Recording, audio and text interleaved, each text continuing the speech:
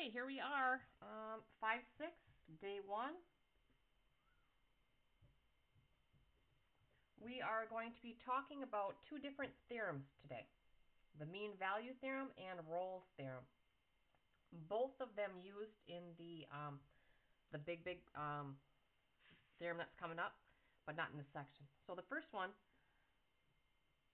is called the mean value theorem.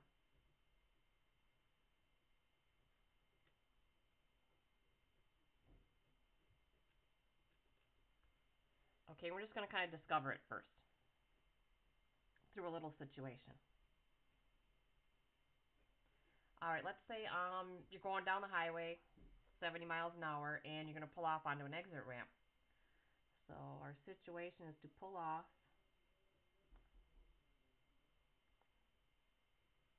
on an exit ramp.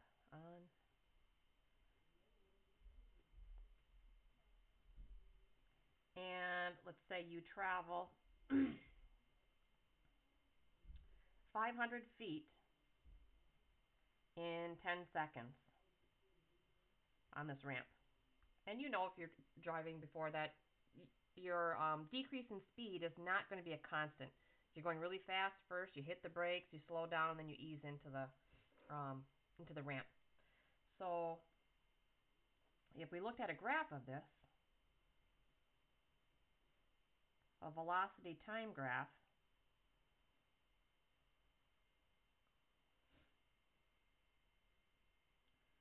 actually distance time graph, I misspoke, distance and time, giving you velocity,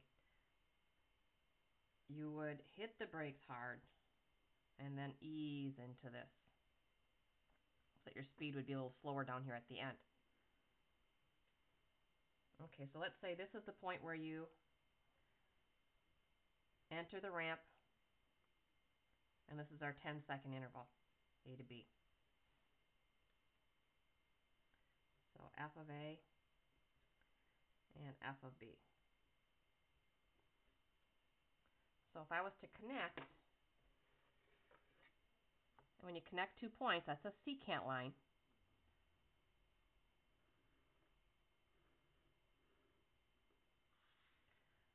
First of all, the slope of this secant line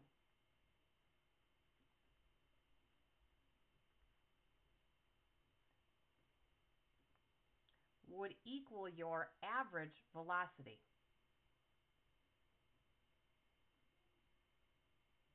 Average velocity meaning if I was going decreasing the same speed all the way through there, this would be a linear graph like this. Okay, so if we find that, it's the slope change in y over change in x. So we've got right here f, so that slope would equal f of b minus f of a all over b minus a. That's our rise over run. The rise is the change in y's, run is the change in x's. Or you could go f of a minus f of b over a minus b. That doesn't matter, as long as these match up. Okay, now I think you would agree that somewhere in my actual travels, oh wait, let's find out what that value is. That change in distances I know is 500 feet. And this change in time I know is 10 seconds. So this tells me that I traveled at an average of 50 feet per second. Oops. Feet per second. That's a feet mark. Okay. Now I think you would agree that somewhere in my actual traveling here, this is my car, somewhere in here my instantaneous velocity was equal to that. And I can see that just by if I take a ruler, remember we did this before, and I want to slide it, keep it at that same slope, and I'm doing a tangent line. So right here at this instant, my instantaneous velocity was equal to that average velocity. Those two are supposed to be parallel, which means they would have the same slope. So that C value is representing the spot where my instantaneous velocity equals my average velocity. So the tangent line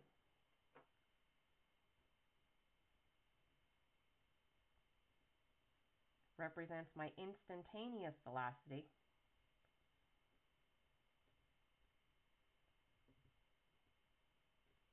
the slope of the tangent line, I should say, get it right. The slope of the tangent line equals my instantaneous velocity, and it does equal that average velocity. And our goal is going to be to find this value eventually. So,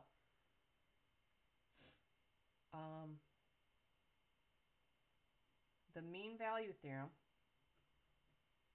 says this.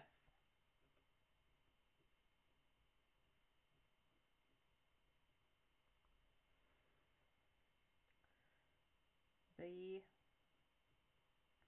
sufficient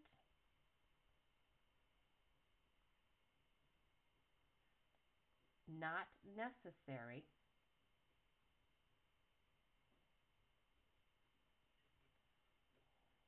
conditions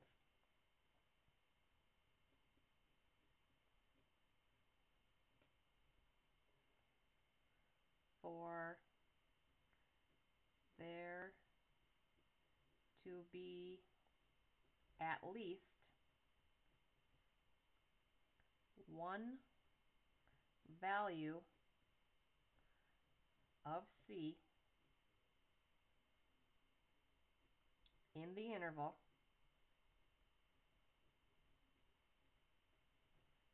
from A to B such that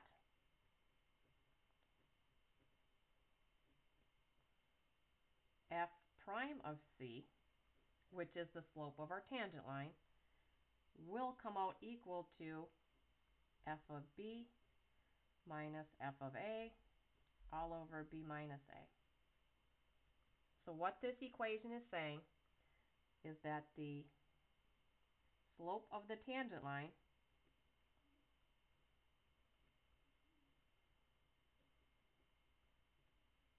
will equal the slope of the secant line.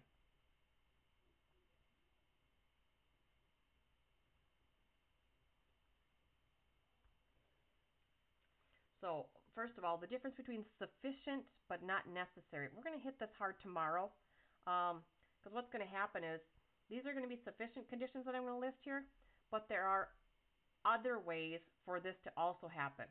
So the sufficient condition says if these two things are happening, then this will happen, but there are other conditions where this also happens. So the two conditions are, so the sufficient but not necessary conditions for there to be at least one value of C in the interval from A to B such that the slope of the tangent line equals the slope of the secant line are, number one, the function f is differentiable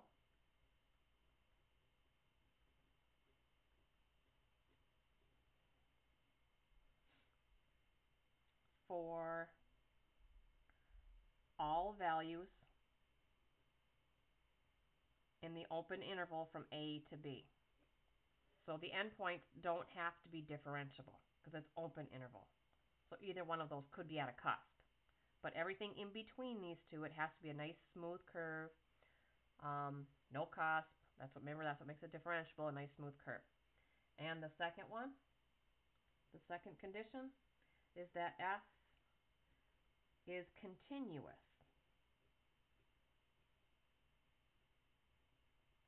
at the endpoints.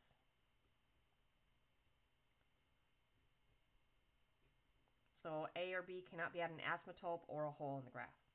So if these two conditions are met, that's enough for us to be able to find at least one value of C that makes this slope equal to the slope connecting the A and B values, or the Y values of the A and B.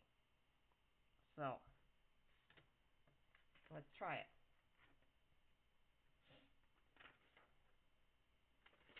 Here we are.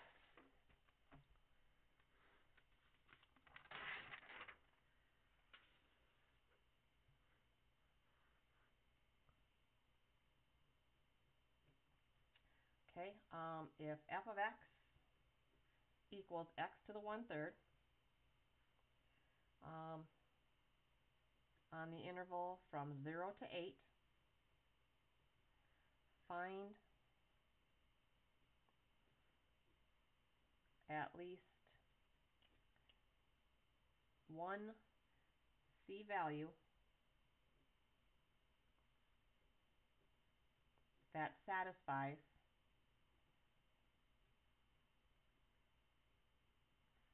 the mean value theorem.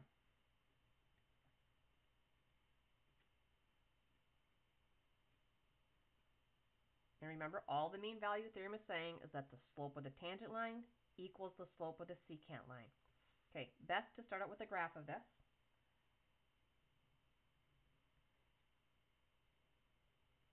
And I've already got it graphed, so I'd use a calculator here. The graph looks like this. So when I'm looking at the graph from 0 to 8,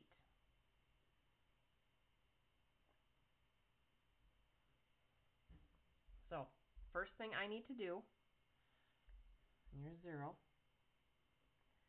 First thing you need to do is find the slope of the secant line.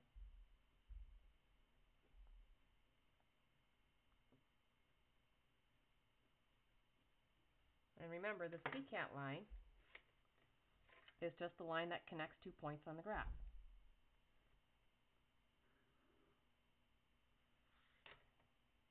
So that slope, I need the change in y over change in x. Well, I got the x's. The x's are 0 and 8. What I need are the corresponding y values. Well, this one's 0. If I put 8 into the equation, 8 to the 1/3 is the cube root of 8.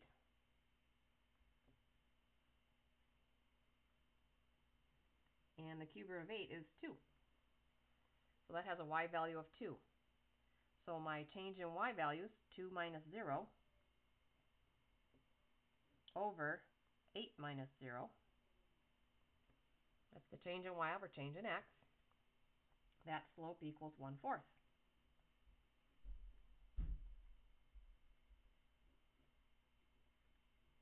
If you need to write the points down to show you what you did. Oh, 8, 2. Wrong. 8, 2. I did change in y, 2 minus 0, and then change in x, 8 minus 0. So the slope's 1/4. Now what you need to do is you want the tangent line to have the same slope. So the second, we're going to get slope of the tangent line from the derivative of f of x. So we want to find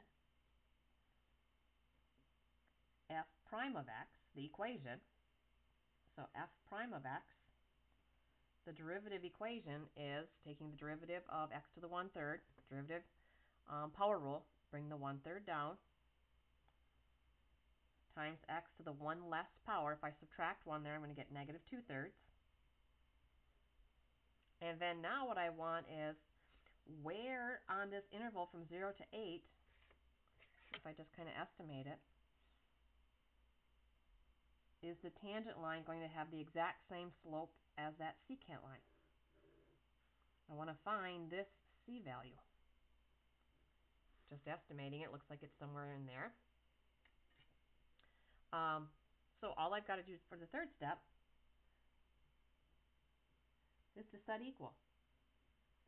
Because I want the slope of the secant line, which is 1/4, I want the tangent line to have that exact same slope.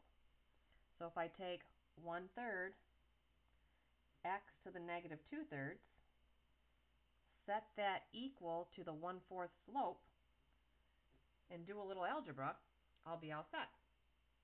So first thing I'm going to do is multiply by 3.